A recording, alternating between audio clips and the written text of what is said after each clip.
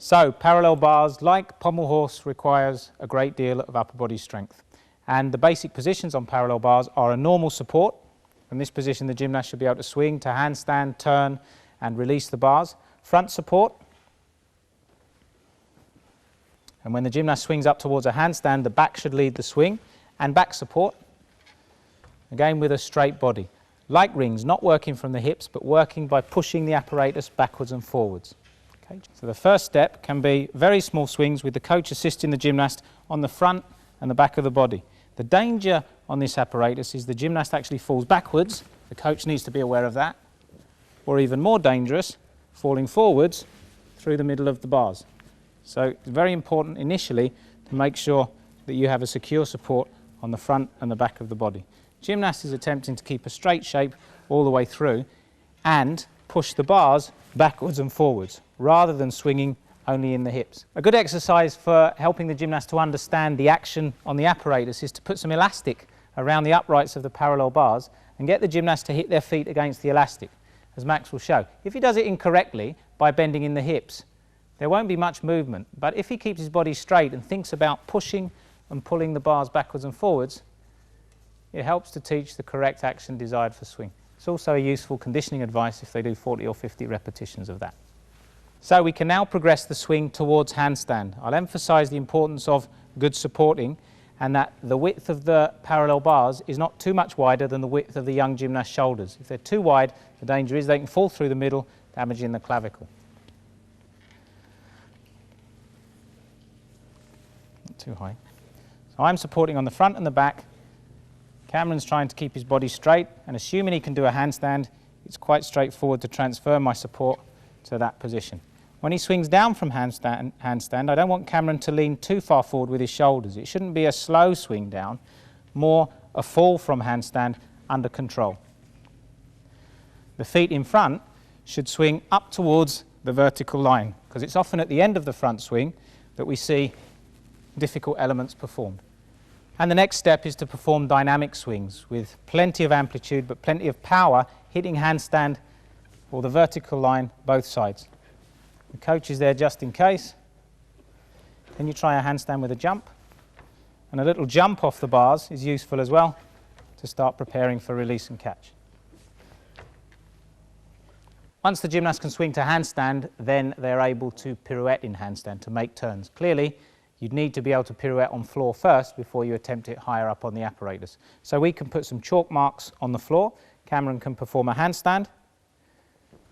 And assuming the handstand is controlled and safe, we can turn a quarter turn to one bar, both hands in overgrasp, and another turn, forward pirouette. Try yourself, Cameron.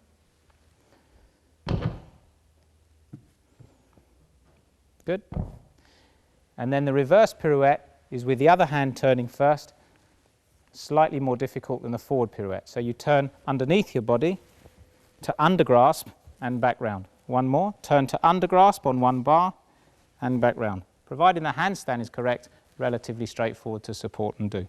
Once the pirouette has been mastered on the floor, we can move to the parallettes, and with support first, hold the gymnast, make a quarter turn to one bar, check that the handstand's correct there, and another quarter turn, one more time.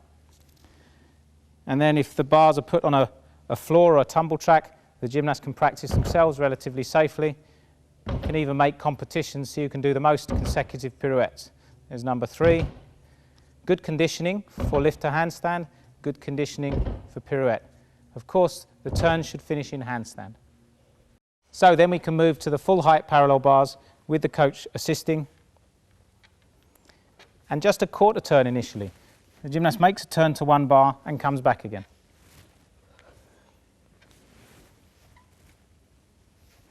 And now the half pirouette, step, and one more time.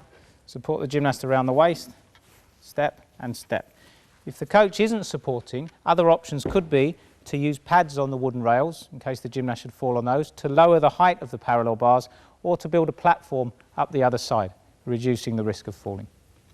Okay, we can use the same progressions for the reverse pirouette, quarter turn onto one rail with the hands catching in undergrasp.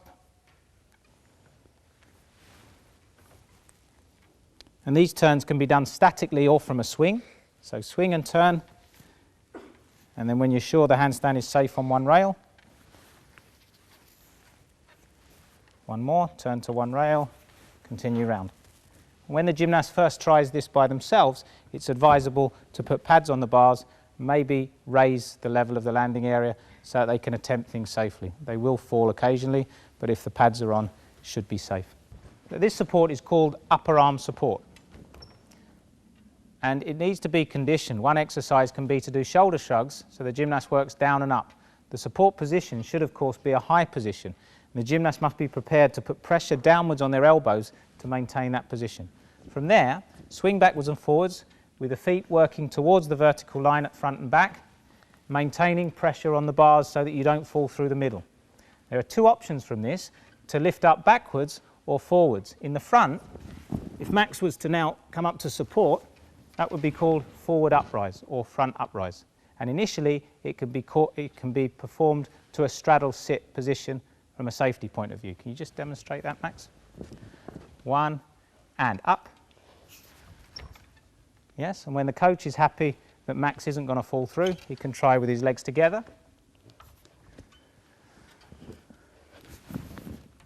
And check that the swing is controlled for the downward phase, which of course is another point of danger. The back uprise can be taught similar to the front uprise from a swing. On the second or third swing, coach supports on the stomach and the legs as follows, and then we can do repetitions. Down you go, a few swings, two swings, one this time, and up, push, and again, go down, up, and again, down, and again. Good, and rest a sec. Eventually that will go up to handstand. The gymnast must do a much bigger swing. Just jump to upper arms again.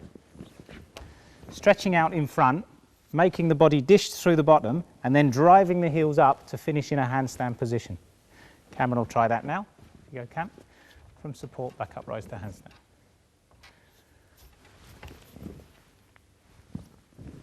Good.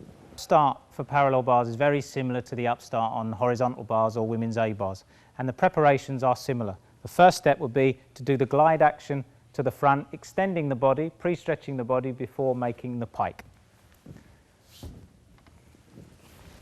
Good, Cameron. Stretch, hands held inside of the bars, and a pike ready to make the press. Good. And then important conditioning, if you can hang upside down in pike, Cameron, and just swing backwards and forwards 5 or 6 times. The ability to be able to swing in this position with straight arms making a press is obviously the important central section of the upstart to get above the bars. Good. Once the gymnast can perform those elements, he can put the two together with a strong press to finish in straddle sit on the bars. The straddle sit making it safe enough not to fall through after a bad attempt. There, and straddle. Coach with the hand at the back just in case they're falling backwards. Cameron, the same for you.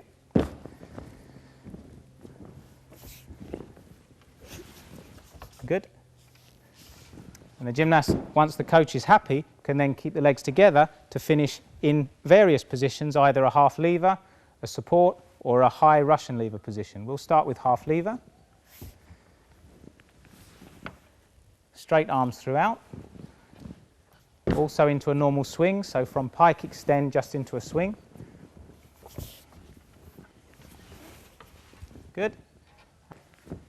Or an upstart to a high Russian lever position.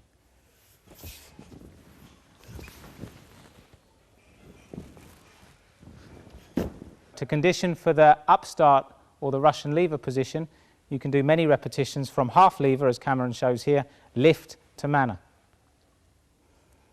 It involves the arms pressing backwards.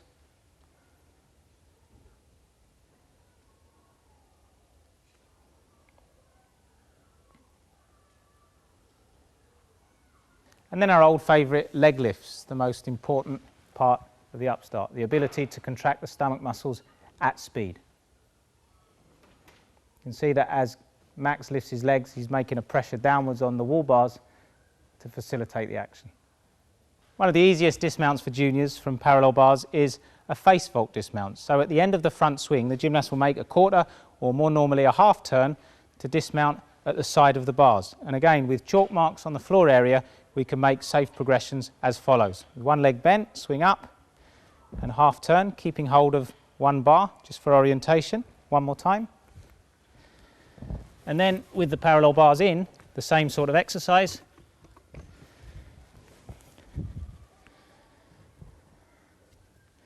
Good. Perhaps with the coach supporting just to make it a little bit higher, because eventually this skill should start to swing towards handstand with the other hand changing round.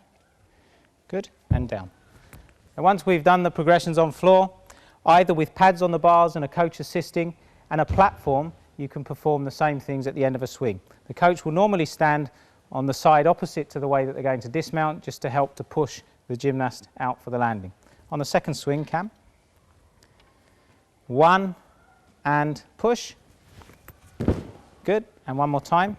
And that should eventually go up towards a handstand. 1, a little bit higher, up. And without the mats there, he'll be able to come down to land on his feet.